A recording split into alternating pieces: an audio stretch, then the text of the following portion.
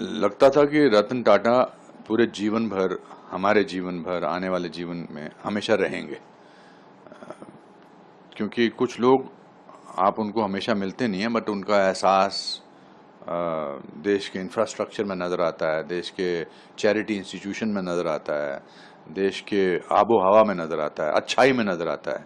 तो आज मैं कहूँगा कि देश ने अपना एक रत्न खो दिया है और उनका नाम था रतन टाटा। मेरी मुलाकात उनसे कुछ साल पहले लंदन में हुई थी। बकिंगम गेट में उनका एक ताज का होटल है, तो मुझे मिले थे और 5-7 मिनट तक बात करते रहे और फिर बोले कि आई लाइक योर कॉमेडीज़, आप I laugh when I see you sometimes, not very often but rarely I saw 1 or 2 comedies. But उसके अलावा आई थिंक किसी इंसान को अगर अपना आदर्श बनाना है तो उसमें रतन टाटा सबसे ऊपर नंबर पर आएंगे।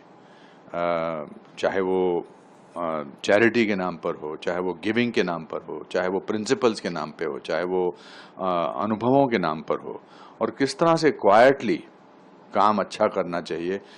इंडस्ट्रियलिस्ट तो नज़र ही नहीं आते थे। वो टाटा का इंडस्ट्रियलिस्ट होना ज़्यादा ध्यान में नहीं आता था, पर टाटा का गिवर, एक चैरिटेबल नेचर, वो हमेशा ध्यान में रहता था। हमारे यहाँ तो मुहावरा था ना कि अपने आप को टाटा पर समझता है क्या, तो ये वैसे टाटा हैं जिनको कभी टाटा करने का दिल नहीं करेगा।